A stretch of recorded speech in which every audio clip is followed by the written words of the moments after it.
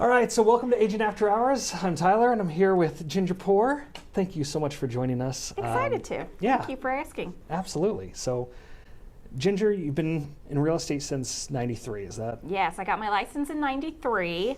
I've kind of been in and out a little bit raising my kids. Sure. I also was in the mortgage industry for a while, and I represented a custom builder for a while, and then I got back into full-time real estate in 2010. Okay, awesome.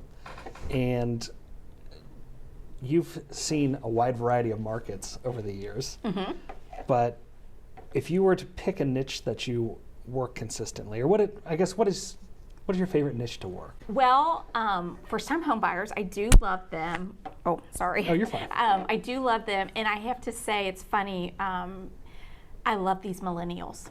Yeah. I love these millennials. I have kids that are millennials, obviously, and so I work with a lot of their friends and their friends' friends, but I love these kids these days. I call them the 21st century hippies. I love it. Yeah, they're cool. They're into nature. They're into doing their own thing, finding their own identity, taking care of the world, taking care of the land, and I just love that. But yeah, first-time home buyers, I love them. It's different because you've seen, and I've seen just different trends that have happened over the years. You know, whether it be to moving back to urban areas or versus suburbs, and you see these different shifts. What are you seeing with today's buyer? Oh, well, if we're talking first-time home buyers, Sure. What I'm seeing a lot of is they want their own ground. They want to have a garden. They want to raise chickens. They want to have eggs. I've jokingly told some people that are builders that I know, I'm like, you need to build homes that are dog friendly. Like these people, they want their dogs. They want a fenced in yard. They're very, concerned about the environment. Now, it's not all of them. I have had first-time home buyers. They want to be, in the city. They want to be in the urban situation, be able to walk over to Cincinnati and Walk to a brewery. That's right. And those are great cities too. Like, I have so much fun showing property in Bellevue and Newport and Covington, and that lifestyle is really super cool too. Absolutely. I was just talking to Kyle in our office earlier today about chickens and donkeys. Yes. Oh, he's got them all. Oh, I know. I'm very jealous, and I've told him that. I'm like, I'm living vicariously through you. Yeah. So I was mentioning to him, I said, I think we're getting ready to buy some acreage. I want chickens, but I need a donkey to protect them. So he said, oh yeah, as long as you get a good one, you're fine. Yes, it's getting that good one that's hard. So do you specifically specialize in first-time home buyers? You cover kind of a wide gamut. I do. And I think the reason why is I'm kind of part of that sandwich generation that's going on right now, where we still have kids that, not necessarily need our help with stuff, but that we're obviously keeping an eye on. Sure. We have our own careers, and then we have our parents. So I feel like I really do see the whole gamut of things with regards to the fact that, I have my own friends my own age that are coming to me, and, they're empty nesters now, and they're looking to buy, they tend to be looking more for quality in home than square footage. Sure. And then you have the people that are, that are my mother's age and that type of thing, that are wanting to move to a retirement community or senior living. So I'm doing that, and unfortunately estates and things like that when, a friend's parent or whatever may die. And I love them all, but I do feel like I'm pretty heavy with the first-time home buyers now. Sure. And I like it because if you take care of those first-time home buyers and you teach them things and you make sure that they're really part of the process, they're going to come back to you in 2 to 5 years. Sure. When they buy that next house, and so on and so on. What do you do to keep in touch with your client database or your sphere? Well, good question. I will say social media plays a big part. It's funny though, a lot of the millennials and they think that Facebook's all for people my age. They're like, we don't do it. Instagram's really important, but I try to keep an eye on social media, and just, I do think there's a plus to technology and being able to, let's just say if I'm out showing property and I drive by a house that I've sold to Sally, I can text her and say, hey, I just drove by your house. How you doing? Or I love the new patio you put in. And so it's amazing to me. I've seen the shift even like with Abby, who does a lot of our agent after hour stuff, Abby will be at the front desk and she'll send a Snapchat to one of her friends, and it's just a text, but they're not texting; they're sending Snapchats. I'm like, why don't you just text? So it's weird to me, but yeah, I haven't got Snapchat down as well, but I think all of us are way more driven to pictures. Oh, than yeah. we are. I mean, on Facebook, if you see like more than 2 paragraphs, you're like, oh, really? Keep scrolling. Yeah, you keep scrolling. But and I think I have to keep on top of that because I feel like that's an area that I want to keep up with my my first time home buyers. Yeah, no, I'm a huge proponent of never stop learning. Absolutely. And this industry is, I mean, you've seen the shifts, I've seen the shifts, but it's constantly evolving and changing. And so I know you've been through and done short sales. Yes. And BPOs and everything involved with that process. What motivates you to keep learning, and what tools do you use to do that? Well, knock on wood, in the past I was pretty successful with short sales, and I think the reason why is because I had a background in mortgage lending. So when you do a short sale, it's almost like when you have a seller, it's almost like going through the process of applying for a mortgage. There are certain things they have to go through to be approved for a short sale. And so I think that I already kind of knew stuff that I didn't even need the lender to tell me. But I really like helping people when they do get in a situation like that. It is a challenge. Right. But you typically know if it's going to work pretty early on. And again, I think for me, I kind of like learning new things, and I like the challenge of making this work for my client. Right. So, and they didn't just go away. I did one this year. I did a short sale this year, and we hope we don't have another situation where there's all kinds of, distressed sales. But if somebody needs that, I'm there to help them. I'm seeing a giant wave of wholesaling lately. Oh, yeah. I'm getting emails. I just got a text message actually right before we started here. Right. Just new wholesale deals. So I think you're going to see a shift. And I guess what is your perspective on the market, and where do you think we're headed? Well, there's been a lot of announcements lately about interest rates. Sure. So, that's going to affect the whole circle of things, because if buyers are unable to make a certain house payment, that means they're not going to be able to afford so much of a house, and therefore sellers, demand goes down. That's right. Sellers may be needing to get a little bit more in tune to what the value is, and that they need to sell the house for the value, and that no, you may not get multiple offers. I go back to. Do you remember when houses used to be on the market for like 60 to 90 days? Oh, I remember going and doing market analysis on people's homes, and like having to tell them your home is worth $30,000 less than what you owe on it. I mean, you would just go like this, like you knew they were going to flip their lid, right? And you felt bad for them.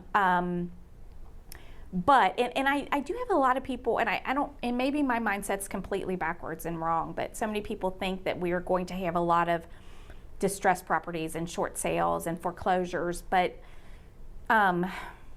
I don't know. I would hope that if people were close, if they were afraid they were going to be in that situation, you need to be selling now. Right.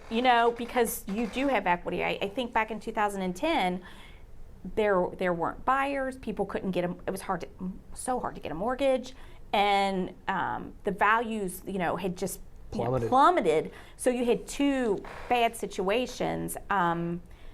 I'm not saying it can't happen, but I think 2022, I think we'll see it maybe start leveling out a little bit, but I don't know that I think I see a tanking. I thought interest rates were going to 6% 3 years ago. Well, exactly. We've all been told that. Yeah. So, and the country's got issues with employment and stuff like that. Sure. So, I mean, we don't really know. I just feel like nobody can really predict at this point. It's hard to pinpoint, and I think we just had this culmination of everything happening to create the demand, with new builders, construction being, they were 10 million houses short over the last 10 years, and just all of these things, and low interest rates, and then COVID, and just a little bit of everything led to where we are today. What would you tell a new agent that's getting in the market today to be prepared for? Oh gosh. Well, We asked the hard questions. yeah. For this one. No, I think it's just so important to learn how a real estate transaction works. Number one, mentor up with somebody. Find somebody that's been selling for a while. Learn as much as you can about actually, selling real estate. Find your sweet spot, because everybody has one. Whether it's that you have a neighborhood that you've lived in your whole life and you want to, farm that neighborhood, and try to find one thing to build off of. What's farming? So, don't. No, you want me to go there? Go ahead. Well, it's just basically, and I don't know the actual, Jerry Clendon taught me all this stuff. So, where you find a neighborhood and you really truly try to farm it, you try to grow your sphere and your buyers and sellers from that particular neighborhood. In the good old days, we did a lot of mailing. Yeah, and door knocking, stuff mailing. Right. But I always say try to find one thing and really grow from that. I see a lot of times new agents get in and they're overwhelmed with everything out there, whether it's lead generation, whether it's social media, whether it's just online platforms and different things like that. I really think you need to start with the basics. Right. Your sphere is going to be absolutely your best resource. Yep. And I was just talking to another agent on the phone, and we were talking about different things, and we both said, the business that we've gotten because of who we are, not necessarily where we've been. Sure. So, but anyway, that's what I would advise. Especially mentor with somebody. That's so important, and just one little thing at a time. Love it. Yeah, I think it's, I think you can certainly confine yourself to a box if you say that I want to specialize in just this, because the market may turn, and then you need to be able to pivot quickly and go to short sales or foreclosures or have your CDPE. And it's funny you mentioned farming, and that's why I asked the question, because I don't think a lot of new agents even know what that means. Right. And it's old school. It is, but it's everything works, nothing doesn't. Right. And everybody's so focused on social media. I'm seeing a lot of agents have tremendous success. Right. With farming neighborhoods with calls, and obviously you got to look at the do not call list. I know. And I'm not a cold caller, never have been. Me either. It's just not my business. But mailers, and you have to be able to provide, especially if you're a cold outreach. You've got to be able to provide somebody in a neighborhood that's never met you something of value. Right. And so what are you doing other than, look at me, I sold this house in 2 hours? Right. What are you doing to provide those, either it's your database or a farm, what are you doing to provide them value? Right. And it could be, it could be as simple as, and it still works. Like I said, I have agents that are doing this and doing very well with it, but it could be as simple as, here's what sold in your neighborhood in the last quarter. Absolutely. You know what? Because if you're not doing it, guess where they're going? Yeah. They're going to Zillow. Right. Exactly. I agree with that. So become the resource and the expert that provides them without the masking. Because that's what they really want to know. What did my neighbor's house worth? Yeah. What's my house worth? What did my neighbor's house sell for? Or again, it can spiral into, what's my house worth? Hey, that's great. I'm kind of thinking about looking to move here. It is. And just becoming a neighborhood expert is really important. I've never really done that. I keep an eye on my area, but again, that's not my thing. Right. That's kind of not my thing. It works. I know numerous agents that have been very successful farming. Yeah. And, but that's why I think you need to get in there, mentor with somebody, find out where. What are you passionate about? Right. What's your strong points? Like, what do you like? Absolutely. Awesome.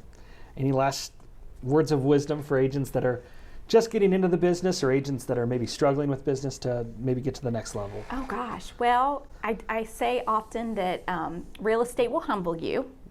It will. Like, you might have a great year and you think you're on top of the world, and your next year is going to teach you a lesson. And sometimes it's how to learn new business, and I think that's really important. You have to be patient. You do have to ride the roller coaster. You have to be good at that. I opened my first office in 2007. Oh, how was that? Everybody asked if I was crazy. Yeah, how was that? But look at you. Here we are. That's exactly right. I think it's really important, to really kind of keep trying to learn. Talk to people within your peer group. Like, we're not all competitors. Like, Right. It's fun to have the competition, but I learned so much from just having lunch with agents I know. Join a mastermind group. Absolutely. And network with other agents.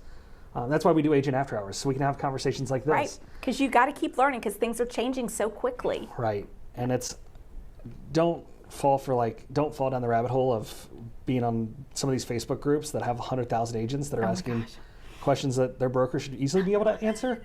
Don't get me started. So we'll do another show on that. Yeah, we don't have enough time for But that. Ginger, thank you so much for joining us today. I appreciate you asking me. It's been a pleasure, always. We'll see you guys in the next one. Bye.